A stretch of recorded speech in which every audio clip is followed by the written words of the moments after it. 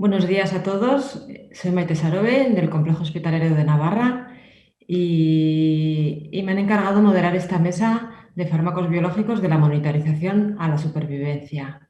Bueno, en primer lugar, agradecer a la organización de la SEF, a Laboratorios MSD y, por supuesto, a todos vosotros por hacer el esfuerzo de estar aquí en este nuevo formato de congreso que yo creo que realmente nos está permitiendo acercarnos a todos y creo que ayer lo pudimos comprobar. Yo al menos desde mi trabajo y desde mi casa, no sé, realmente vi que la cosa funcionaba bien.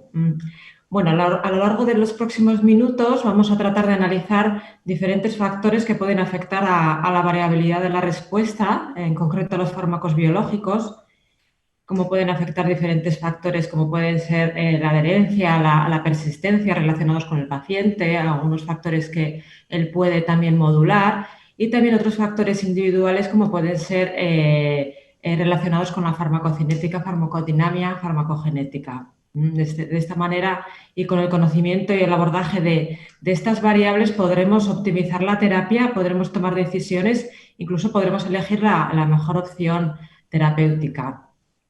Para eso contamos con dos compañeros que los conocéis de sobra.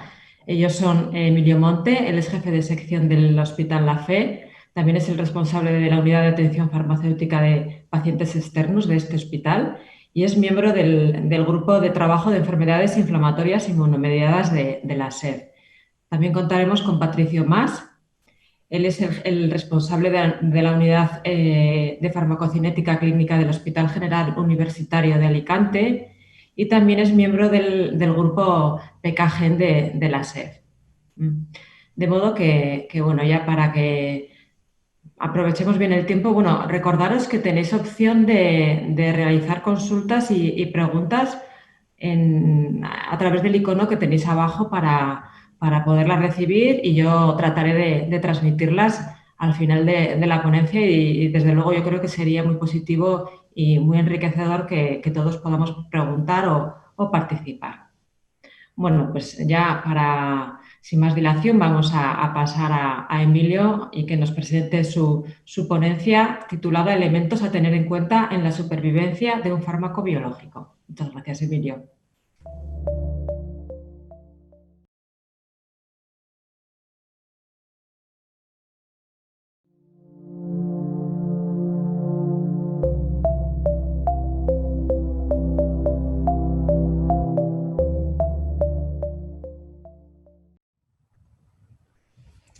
Hola, buenos días. Muchas gracias por tu presentación, Maite, y también quería agradecer al comité del Congreso pues, la invitación a estar hoy aquí y también aprovechar para felicitarles por el trabajo que han hecho para esta transformación en este formato y para conseguir que hoy podamos estar aquí. Y también agradecer a MSD pues, la ayuda o el patrocinio para poder estar aquí hoy en este encuentro. Yo, como comentas, Maite, voy a hablar sobre los elementos a tener en cuenta en la supervivencia de un fármaco biológico. De todas maneras, vamos a hablar de supervivencia, pero yo voy a empezar con el concepto de adherencia, no porque me quiera centrar en él, sino porque es seguramente con el que todos estamos más familiarizados. Es un poco aquel grado en el que el paciente sigue las recomendaciones de su profesional sanitario.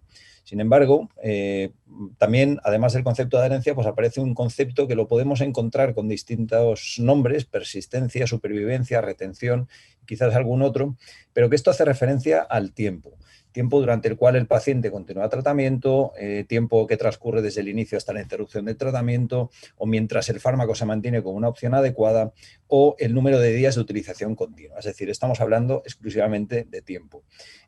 Aquí en este punto me gustaría hacer referencia a... Perdón, se me está yendo quería hacer referencia a un consenso en el que tuve la suerte de participar en el ámbito de la psoriasis, hablando precisamente sobre persistencia a tratamientos biológicos. Aquí se consensuaron muchas cuestiones, pero una de ellas precisamente era la denominación.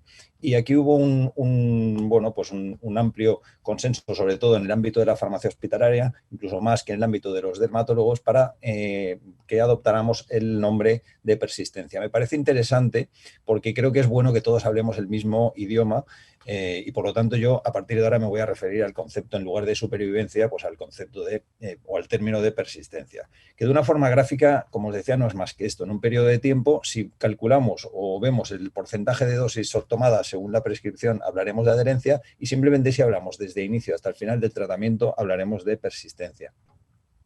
Claro, es un concepto muy, muy simple, pero en el ámbito de la terapia biológica, donde además tenemos pues intervalos terapéuticos tan diferentes, desde pues una administración semanal hasta una administración cada 12 semanas, ese momento o el momento que consideremos para parar el tratamiento o cuando se para el tratamiento, pues puede ser muy determinante a la hora de obtener un resultado cuando estemos midiendo persistencia. Y en este mismo estudio al que hacía referencia hace un momento, también se consensuó que el fin del tratamiento se considerará el momento de la toma de decisión de la suspensión definitiva del tratamiento. No tiene nada que ver ni con la fecha de última dispensación ni con la fecha de última administración. También hay estudios que utilizan la fecha de última administración más el periodo del intervalo terapéutico. Aquí en este trabajo consensuamos que sería la toma de decisión de la suspensión definitiva, y me parece que también sería bueno que pues todos trabajáramos de la misma manera para poder comparar los resultados.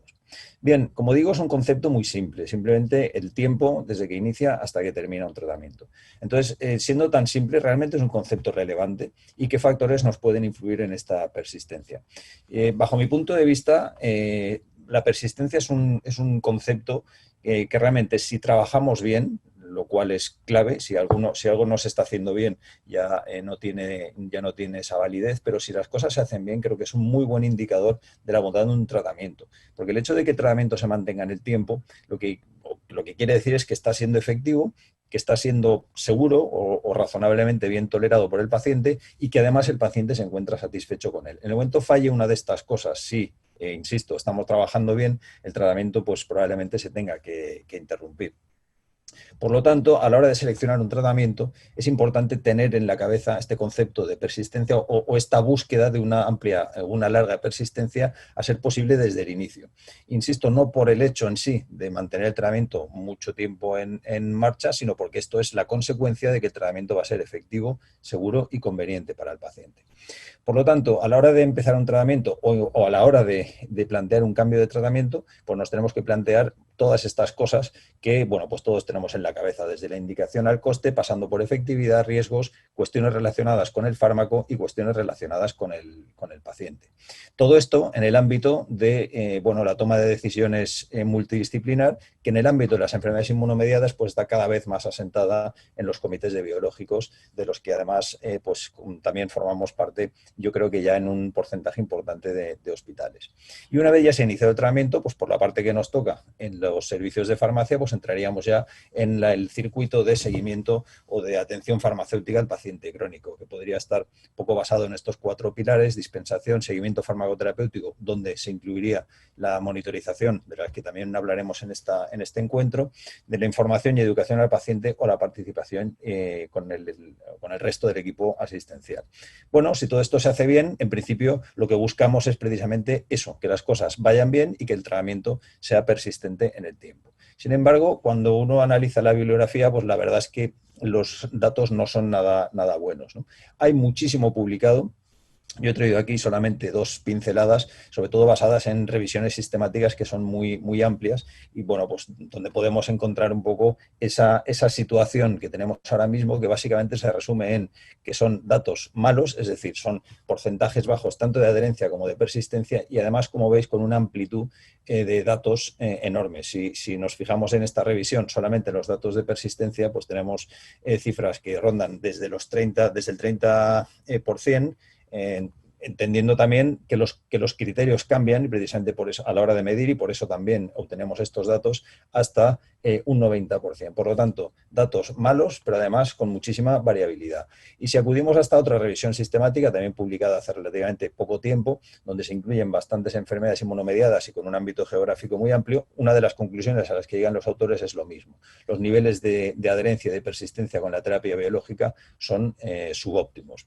Pero si cogemos también, por traer algún dato español, estudios, tenemos también muchos estudios hechos en nuestro entorno, pero también vemos que la persistencia va cayendo con el tiempo y va cayendo además de una manera importante y con diferencias también que encontramos entre distintos biológicos. Y el problema de esto es que todo esto tiene un efecto claro sobre los resultados, sobre los costes o sobre la calidad de vida. A este respecto ya quedan muy pocas dudas, si es que queda alguna. Hay muchísima bibliografía al respecto. Yo aquí simplemente traigo algunas pinceladas. Por cuestión de tiempo no voy a entrar a ver ninguno de los estudios, pero sí queda claro que hay menor efectividad si tenemos una peor adherencia o una peor persistencia. También incremento de costes. Evidentemente, si hay una mala adherencia, los costes farmacológicos suelen disminuir porque hay menor uso de fármaco, pero aumentan significativamente los costes no farmacológicos, sobre todo derivados del aumento de hospitalizaciones, y esto es muy llamativo en algunas patologías como puede ser la enfermedad inflamatoria intestinal. Bien, pues dentro de estos factores que yo comentaba que tenemos que tener en cuenta a la hora de seleccionar un tratamiento, buscando esa mayor persistencia, me voy a centrar en aspectos relacionados tanto con el fármaco como con el paciente, y sobre todo con esa relación entre fármaco y paciente en relación a la persistencia o en relación a sus preferencias. Entonces, ¿cuál es el perfil del paciente incumplidor en el ámbito de las enfermedades inmunomediadas? Aquí también podemos encontrar muchísima bibliografía, mucha, y además podemos encontrar factores que sean contradictorios, es decir, en unos estudios quedan o se refieren como factores que son predictores de buena adherencia y el mismo factor en algún otro de mala adherencia. Yo traigo aquí un poco lo que sería el perfil de predictores de mala persistencia, extraídos de una de las revisiones sistemáticas que os he comentado, que sería un paciente de mayor edad, sexo femenino, con presencia de comorbilidades, con una actividad alta de la enfermedad en el momento que se diagnostica, que lleva más tiempo con la enfermedad diagnosticada, paciente que fuma, elevado índice de masa corporal, dosis más altas de fármaco, bajas puntuaciones en calidad de vida o el coste, aunque aquí seguramente el coste es un factor menos relevante, pero que en estos estudios siempre sale. Y la pregunta es, ¿por qué el paciente abandona el tratamiento? Porque si nos vamos a ver por qué se interrumpe el tratamiento, pues fijaos que tenemos muchos motivos, desde olvidos hasta incumplimiento intencionado, problemas de suministro, el paciente no ha entendido la posología y por tanto el tratamiento no va bien, hay una falta de efectividad, problemas de coste otra vez, falta de motivación, falta de soporte social, temor a la autoinyección, falta de la destreza, sobre todo en pacientes con artropatías. Aquí podemos encontrar montones de factores, pero yo me quiero fijar en uno de ellos, que es el tema del incumplimiento intencionado, porque es algo en lo que pensamos muy poco, pero realmente el paciente abandona o puede abandonar voluntariamente su tratamiento. Y esto es un tema que no es nada despreciable y, como digo, pensamos muy poco en él, ¿no? Aquí tenéis un estudio publicado en Francia ya hace bastantes años en pacientes con enfermedad de Crohn y en las razones que declaran los pacientes para no cumplir con su tratamiento, pues fijaos que el motivo voluntario, la interrupción voluntaria, pues se acerca al 11%. Pero es que en este otro estudio, un poquito más reciente, pues fijaos que en este caso son pacientes con artritis reumatoide, que se habla de que prácticamente un 15% de los pacientes discontinúa el tratamiento por su cuenta. Y los motivos que alegan son muchos, pues problemas de dolor, de historia de tratamiento, los pacientes se cansan del tratamiento, de la duración de los tratamientos previos, hay pacientes que deciden dejarlo porque se pasan a la medicina alternativa, por el tema del problema de la autoadministración de las inyecciones, creencias negativas, falta de soporte, en fin, muchísimos factores que pueden estar ahí y que hacen que el paciente abandone su tratamiento. Aquí un poco la actitud nuestra pues tiene que ser estar muy vigilantes a todo esto, tratar de identificar esos factores. Habrá factores que podremos modificar y deberíamos trabajar precisamente para intentar modificarlos y luego asumir que hay factores que no son modificables, pero que tenemos que tener en cuenta pues precisamente para estar alerta de que ese paciente pueda tener algún problema de adherencia. Y ya profundizando un poquito más en esas características del paciente, yo quería hablar un poquito de las preferencias del paciente, perdón. las preferencias del paciente. ¿Por qué? Porque estamos en un contexto con opciones terapéuticas que muchas veces no tienen grandes diferencias en efectividad, seguridad y coste. Y eso que hoy en día ya tenemos, sobre todo en algunas áreas, muchísimas opciones terapéuticas, y es verdad que ya, sobre todo en función de qué perfiles de pacientes estemos hablando, sí podemos encontrar esas diferencias de efectividad, seguridad y coste. Pero dentro de cada grupo, de cada familia o de cada perfil de paciente, solemos tener varias opciones que no tienen esas grandes diferencias. Por lo tanto, aquí parece razonable incorporar las preferencias de los pacientes, puesto que se ha visto que todo esto tiene una influencia directa sobre la adherencia y la persistencia en el tratamiento. Por lo tanto, lo que tenemos que plantearnos es qué opinan los pacientes y cuáles son sus preferencias. Y aquí es un tema realmente interesante. Hay no demasiadas cosas publicadas, pero tenemos algunas cosas.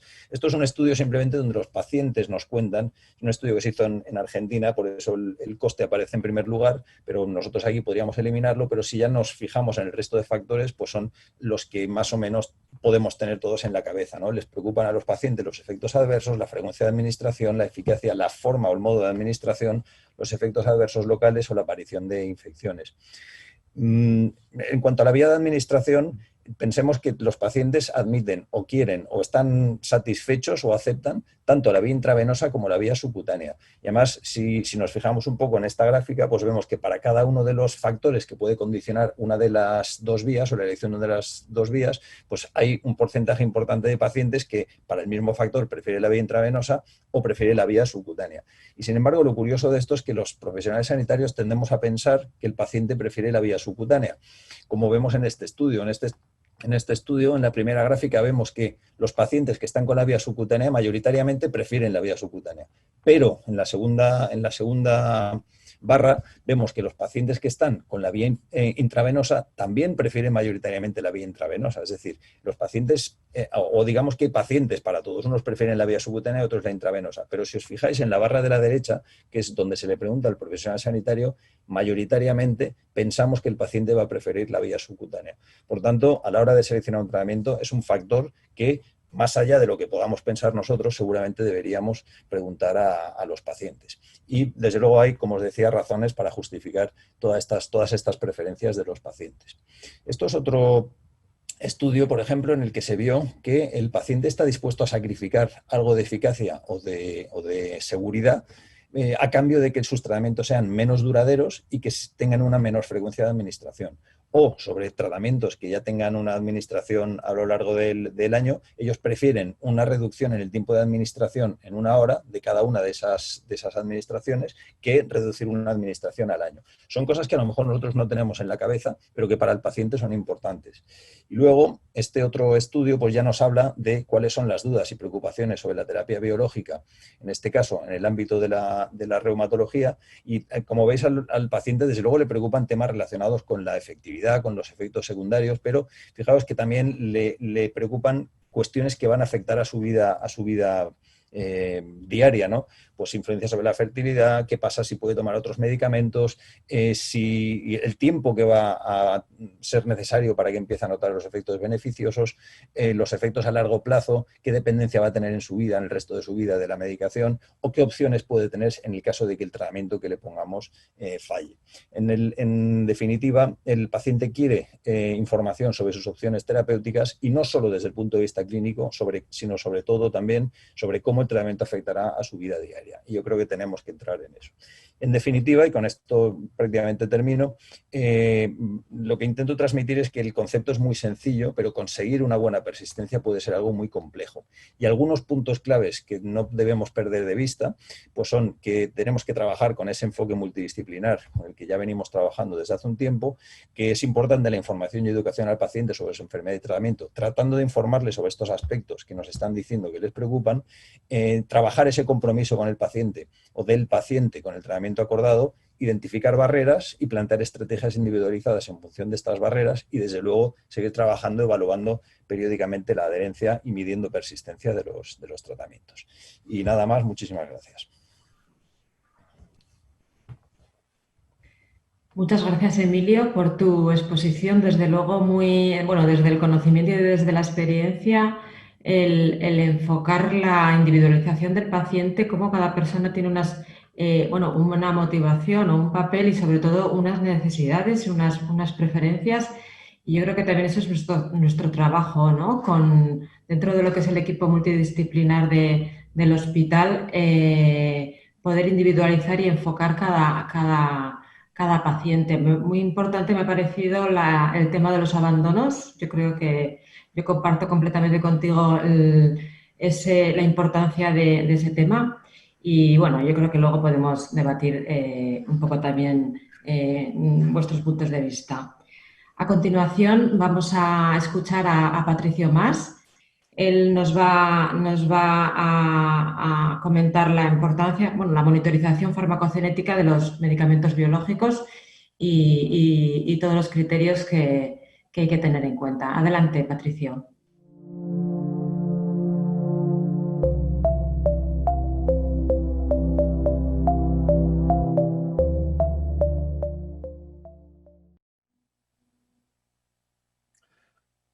Hola, buenos días. Muchas gracias, Maite, por la presentación. Lo primero, también sumarme a los agradecimientos, tanto al patrocinio de MSD como al Comité Científico del Congreso, y felicitarlos por, la verdad, esta nueva realidad virtual en la que estamos viviendo este congreso, que nos permite acercarnos desde múltiples sitios de España. Yo voy a comentaros algunos aspectos sobre la monitorización farmacocinética de medicamentos biológicos. Como hemos visto, y Emilio nos ha explicado de una forma muy concisa, tenemos ahora mismo una variabilidad en la respuesta a medida de distintos tipos, pues muy importante. Y esta variabilidad en la respuesta farmacológica al tratamiento pues puede ser debido a múltiples factores. Uno de los más importantes, ha estado ya Emilio comentándolo, es el de la adherencia-cumplimiento. Pero no tenemos que olvidar otros, como puede ser la biofarmacia, con la forma de administración, errores que se pueden producir con los dispositivos subcutáneos. Puede ser también causa de esa variabilidad la farmacocinética, la propia farmacodinamia, aspectos farmacogenéticos que van a influir en ambos, en la cinética y en la dinamia, y un factor que para nosotros ha sido relativamente nuevo y que hemos incorporado, que es la inmunogenicidad. Esta variabilidad en la respuesta va a hacer que algunos pacientes tengamos que reducir la dosis por toxicidad, en otros que tengamos que incrementar la pauta posológica porque el paciente no tiene beneficio, o incluso que tengamos que cambiar de diana terapéutica porque a pesar de todos los esfuerzos el paciente pues, no vaya bien. No tenemos que olvidar que los fármacos biológicos son estructuras proteicas producidas por biosíntesis, con una estructura compleja, con una estructura primaria, secundaria y terciaria, que además hay que administrarlo vía parenteral, vía intravenosa o vía subcutánea, y todo esto hace o confiere una farmacocinética compleja. Podemos entender la monitorización farmacocinética como una herramienta para ayudar precisamente a disminuir esa variabilidad en la respuesta, junto con pues, todo lo que Emilio nos ha estado comentando. Pero una de las principales características que tiene para que un fármaco sea introducido dentro de un programa de monitorización farmacocinética es que exista una correlación entre la eficacia y la farmacocinética, medida esta por distintos índices, ya los conocemos: valles, picos, áreas bajo la curva.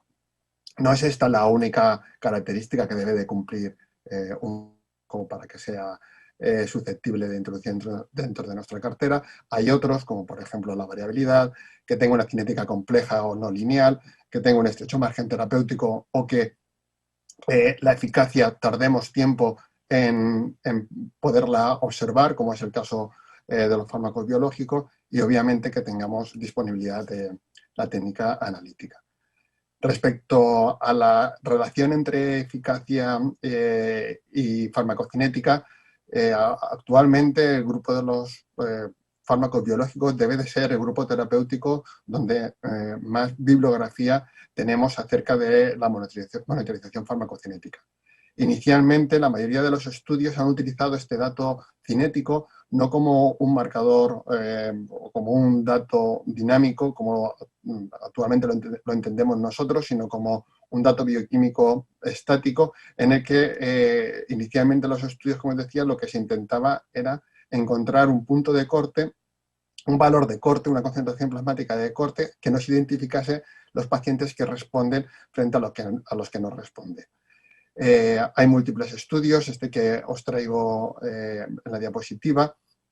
Lo que hacía era, en una población muy concreta, tratada con infliximab, pacientes con colitis ulcerosa, analizaban mediante variables clínicas, respuesta clínica, cicatrización de mucosa o remisión clínica, qué punto de corte de concentración plasmática a distintos tiempos nos podía identificar o separar los pacientes que respondían de los que no respondían.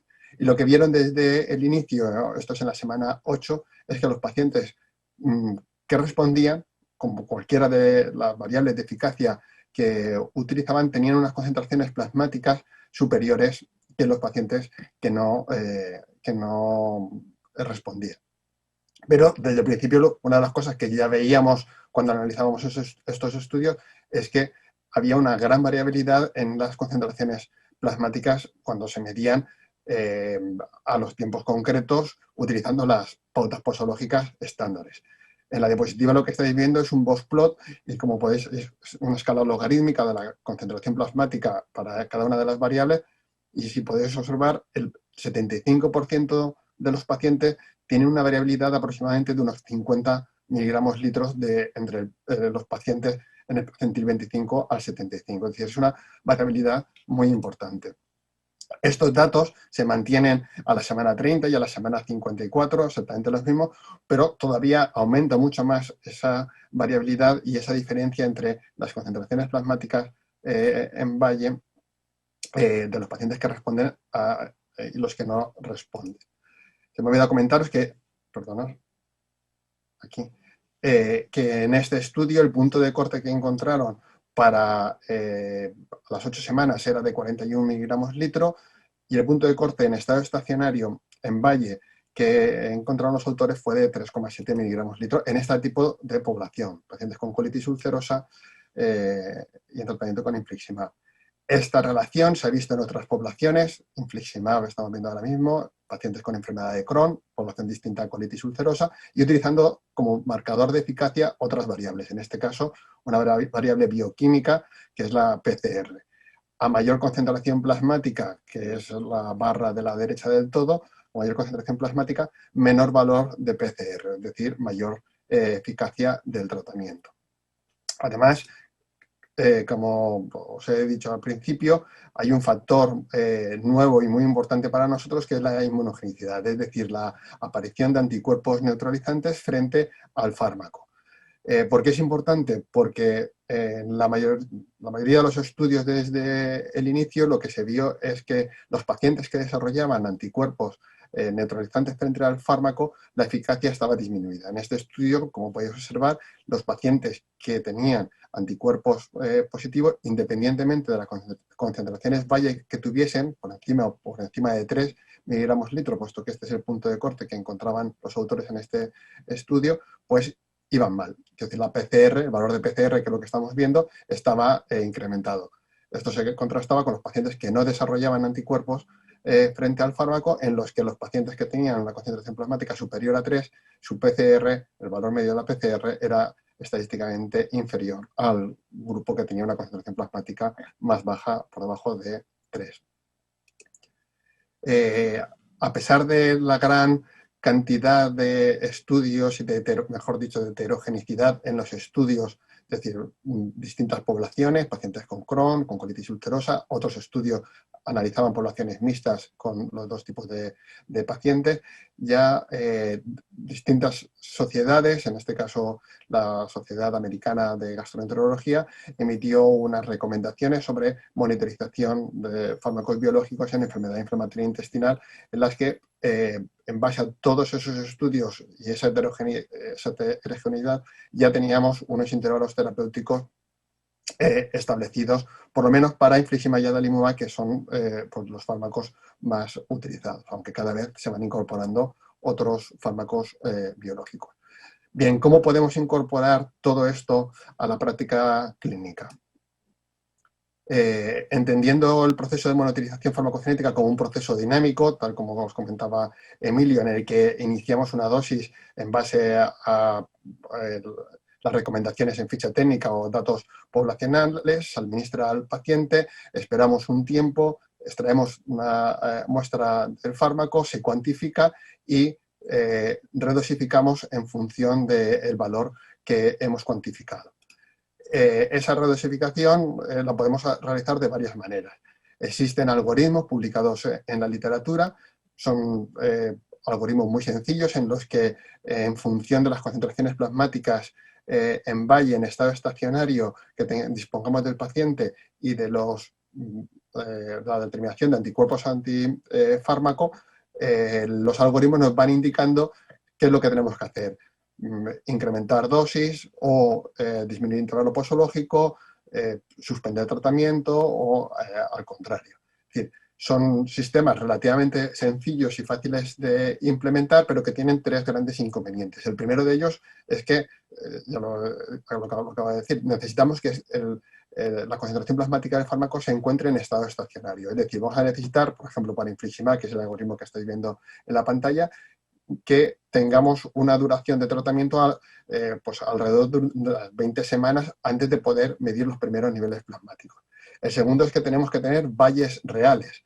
Es decir, sabéis por estos fármacos que con el infliximab que hay veces que retrasamos la dosis por infección vírica, un resfriado, una alteración en la bioquímica, y hace que en vez de a las 8 semanas, pues en ese ciclo el paciente se haya administrado el fármaco en la semana 10 respecto a la última dosis administrada.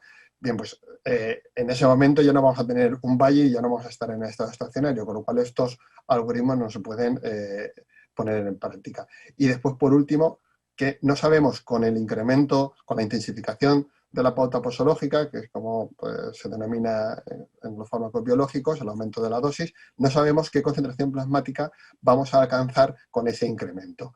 De hecho, los algoritmos pues, son bastante amplios, es decir, dicen aumentar de 5 miligramos kilo, por ejemplo, en el infliximab, a 10 miligramos kilo. Eso es doblar la dosis. A lo mejor algo intermedio podemos hacer para no tener que doblar la dosis y poder alcanzar unas concentraciones plasmáticas objetivo. Algoritmos como este hay para otros fármacos, este es para adalimumab, pero me quiero detener en otra metodología, que es la utilización de modelos farmacocinéticos para poder precisamente mejorar esa precisión en cuanto a la dosis que el paciente va a necesitar. Recordad simplemente que un modelo farmacocinético no es más que una simplificación de complejos mecanismos de absorción, distribución, metabolismo y excreción, y que vamos a simplificar en como pues, en un diagrama de cajas, un modelo bicompartimental o monocompartimental con una serie de variables que van a afectar o al aclaramiento o al volumen de distribución. En el fondo es obtener una imagen muy sencilla de algo muy complejo, pero que lo suficiente como para que podamos trabajar. Estos modelos farmacocinéticos los podemos integrar en la práctica utilizando una metodología bayesiana, de manera que midiendo, cuantificando la concentración plasmática del fármaco y utilizando un modelo adecuado vamos a poder calcular los parámetros farmacocinéticos individuales y posteriormente estimar una nueva pauta posológica para alcanzar un intervalo terapéutico objetivo. Si implementamos esta metodología dentro de ese proceso, esa estimación individual de la dosis pues, va a resultar mucho más precisa. Lo que es muy importante es poder seleccionar exactamente el modelo farmacocinético que mejor describa en nuestra población cómo se comporta el fármaco. Hay múltiples modelos farmacocinéticos hoy en día para las distintas moléculas y en distintas poblaciones. Este que os traigo simplemente hay que tener en cuenta sobre qué población se ha desarrollado el modelo farmacocinético. En este se desarrolla sobre una población mixta de pacientes con Crohn y colitis ulcerosa, con covariables que afectan al aclaramiento, pues la albúmina, el peso, los anticuerpos anti-infliximab. Este otro modelo incorpora además en las covariables el efecto del tratamiento inmunosupresión, pero si os fijáis, este modelo se ha desarrollado exclusivamente en pacientes con enfermedad de Crohn, no con colitis ulcerosa. Simplemente que tengáis en cuenta que la multitud de modelos que hay en la literatura, de la multitud de modelos hay que seleccionar aquellos que realmente describan en nuestra población cómo o que mejor se comporta. En el fondo, lo que vamos a hacer cuando tenemos esos parámetros farmacocinéticos individuales es simular las pautas posológicas, es decir, a partir de esos parámetros cinéticos individuales vamos a calcular en estado estacionario cómo estará nuestro paciente, por ejemplo, con la pauta posológica de infliximab usual, 5 miligramos kilo cada 8 horas. Estos modelos, además, nos dan mucha información. Por ejemplo, ahora mismo estáis viendo la gráfica, la evolución de las concentraciones plasmáticas de infliximab frente al tiempo. La línea del medio continua es la media de la población y la zona grisácea es el 99% de los pacientes. Es decir, hay una gran variabilidad y nuestro paciente puede estar en cualquier zona de esa zona gris, con lo cual pues, podemos tener pacientes que estén infradosificados o con niveles incluso indetectables. Lo que vamos a hacer es simular qué concentraciones plasmáticas en valle obtendríamos en estado estacionario con una nueva pauta, con por ejemplo, una intensificación de dosis acortando el intervalo posológico o bien una intensificación de dosis aumentando la dosis. Como podéis observar, con las dos estrategias, las concentraciones plasmáticas en valle, pues aproximadamente son muy similares. Sin embargo, una de ellas nos va a dar una exposición al fármaco muchísimo mayor. Estos modelos, además, nos van a informar sobre cómo va a afectar distintas covariables a la exposición del fármaco. Como podéis observar en la gráfica de la izquierda, los pacientes con una hipoalbuminemia van a tener una exposición al fármaco muy inferior a los pacientes con una albumina normal. O también cómo se comporta el fármaco a una misma dosis, con una misma situación en función del peso. Y como podéis ver, los pacientes con bajo peso, entre 50 y 67 kilos, van a tener una exposición al fármaco también mucho más baja que los pacientes obesos a igualdad de dosis. Bien, pero toda esta metodología es mejor que utilizar algoritmos. Bien, en este estudio de simulaciones, los autores lo que hicieron fue ver el porcentaje de pacientes que alcanzaban la concentración plasmática en valle con distintas aproximaciones metodológicas. A la izquierda del todo tenemos dosificación por ficha técnica, la siguiente gráfica es medir niveles y utilizar un algoritmo, la tercera gráfica es medir niveles y utilizar una proporcionalidad de la dosis, es decir, hacer una regla de 3 en función del nivel que tenemos, y la última gráfica es medir niveles plasmáticos y utilizar una metodología bayesiana. Como las líneas intermitentes es el intervalo terapéutico, en este caso los autores lo situaron entre 3 y 6 miligramos litro, y como podéis ver, la metodología bayesiana permite tener o alcanzar concentraciones plasmáticas dentro del objetivo mucho antes y con menor variabilidad que con el resto de aproximaciones metodológicas. Bien, ¿cuándo medir niveles plasmáticos? Hay múltiples estudios que han medido estrategias de monitorización en la fase de inducción y de nuevo lo que han intentado los autores en la mayoría de estos estudios es identificar un punto de corte que nos permita saber si en un futuro el paciente va a responder o no. Nosotros lo que hacemos, más que utilizar ese punto de corte, es utilizar esa concentración plasmática para estimar cómo estará la concentración plasmática en valle en estado estacionario con una pauta terapéutica usual. Por ejemplo, en infliximab medimos durante la inducción, esto es un caso real, y estimamos con la pauta habitual de 5 miligramos kilo cada 8 horas cómo estará la concentración en un futuro en estado estacionario. En este caso, pues iba a estar la concentración plasmática en 1,86 miligramos litro, iba a estar baja y podemos plantear una intensificación de dosis. Lo siguiente que hay que plantear es qué vamos a hacer, si medir inducción o mantenimiento y qué vamos a hacer, una estrategia reactiva o una estrategia proactiva. Las estrategias reactivas son aquellas en las que solamente mido niveles plasmáticos o, mejor dicho, solamente tomo una decisión cuando el paciente está mal y en base a los niveles.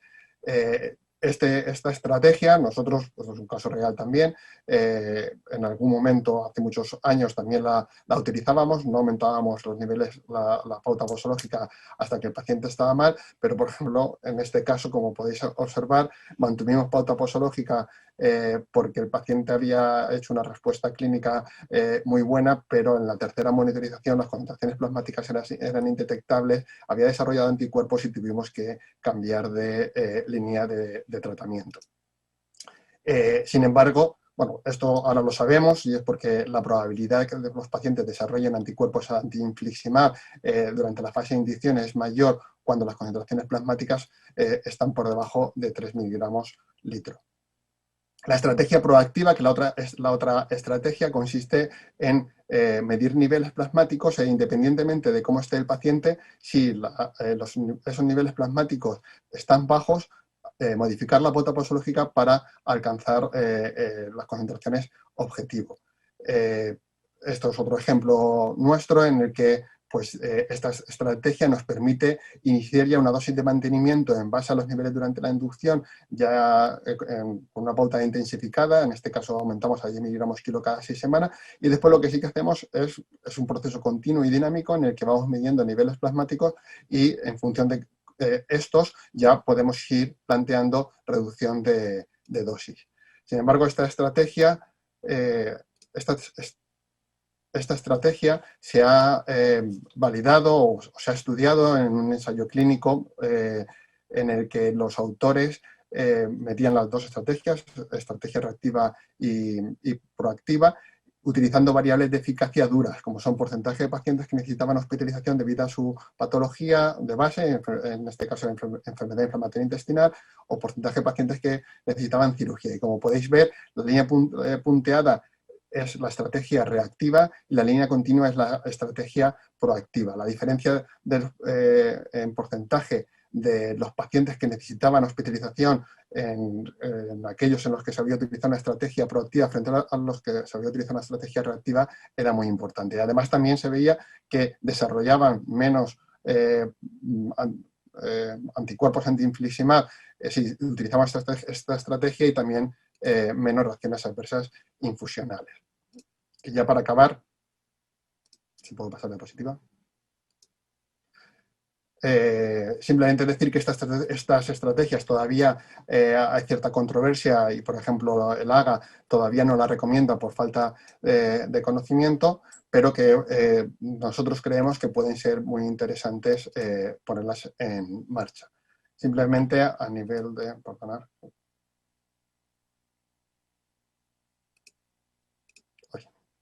Con un poco de retraso. Simplemente... como para concluir, que existe una relación entre los datos farmacocinéticos y farmacodinámicos, que la monitorización farmacocinética permite personalizar la dosis, que la utilización de modelos farmacocinéticos nos permiten alcanzar concentraciones plasmáticas objetivo antes frente a la utilización de algoritmos, y que el muestreo durante la fase de inducción y la utilización de estrategias proactivas nos permiten también disminuir la variabilidad en la respuesta a estos pacientes. Y nada más.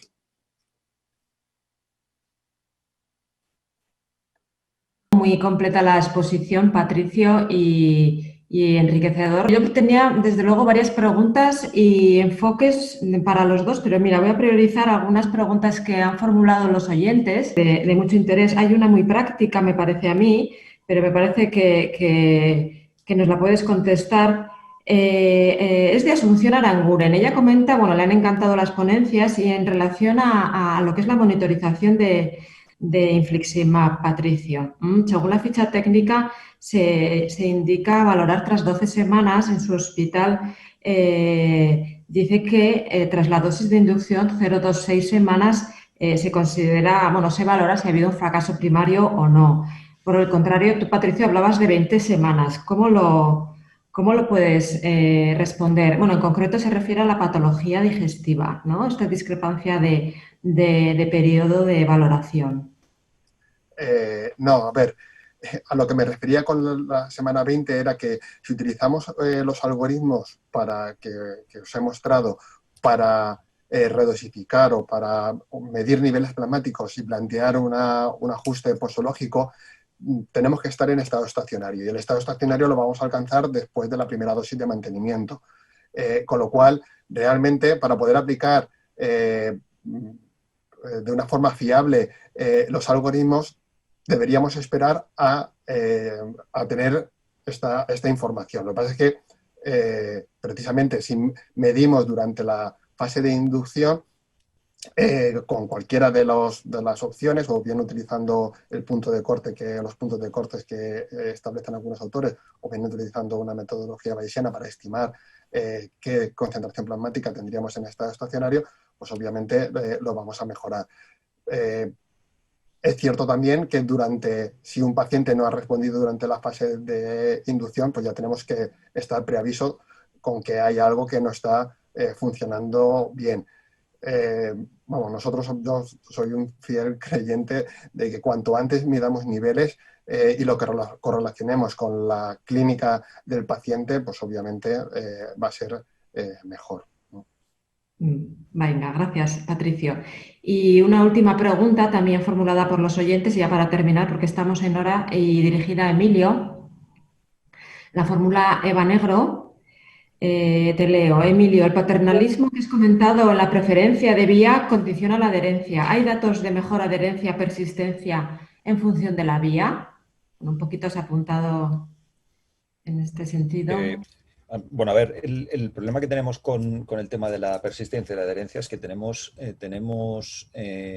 cantidad de estudios de todo tipo, y donde además los métodos de medición son muy diferentes. Entonces aquí tenemos, desde luego, estudios en los que, tanto con una vía como con la otra, resultados buenos y resultados malos. Es decir, yo no sería capaz de determinar si realmente el elegir una vía, desde luego, va a ir mejor que la otra, tengo claro que no, pero si, habiéndole preguntado al paciente, se le ha prescrito la vía que prefería el paciente, esto ha mejorado la adherencia o ha mejorado la persistencia, frente a no haber preguntado o haber decidido una vía diferente, yo, si existe, no los conozco. Además, creo que debe ser difícil de establecer esa relación, ¿no? Yo, de todas formas, en concreto, en el tema de la vía, creo que es de una de las pocas cosas en las que realmente sí le estamos preguntando a los pacientes, ¿no? Yo creo que ya la mayoría, bueno, al menos hablo por mi experiencia, cuando el médico trae al comité de biológicos el caso, lo expone y lo discutimos, la mayoría de veces ese tema ya está discutido o ya está planteado al paciente, de tal manera que es uno de los condicionantes que muchas veces nos lleva ante, bueno, posibles opciones terapéuticas, pues en función de esa preferencia del paciente, el decidir una o decidir otra. Pero yo te diría que, desde luego, es, si no el único, uno de los pocos aspectos que tenemos en cuenta de verdad en la práctica, en el día a día, en cuanto a preferencias del paciente. Muchas gracias, Emilio, por la respuesta. Bueno, ya por terminar, yo simplemente un comentario que, bueno, si en otra ocasión tenemos más tiempo, pues también sería, desde mi punto de vista, interesante ahondar en el sentido de cómo vuestro trabajo, es cierto que es diferente, ¿no? Emilio más próximo al paciente y con contacto, en el cual puede recibir, puede tener más feedback, quizás Patricio menos. Y para otra ocasión, ¿cómo se integra vuestro trabajo en el equipo de modo proactivo, reactivo? Si tenéis modo de, ante algunas alertas o alarmas de problemas con el paciente, faltas de eficacia, poderlo señalar al clínico y poderlo comentar de modo proactivo, porque yo creo que también ahí existe una diferencia, ¿no? Si es tras una consulta o si somos capaces de primeras de aportar. Como digo, lo dejaremos para otra ocasión y ya estamos en hora. Muchísimas gracias, yo creo que ha quedado fenomenal, Emilio y Patricio, y súper completo, y desde luego el conocimiento y la experiencia yo creo que nos ha podido dar mucho lugar al aprendizaje, y a todos los compañeros de los hospitales. Muchísimas gracias y nos despedimos aquí. Muchas gracias.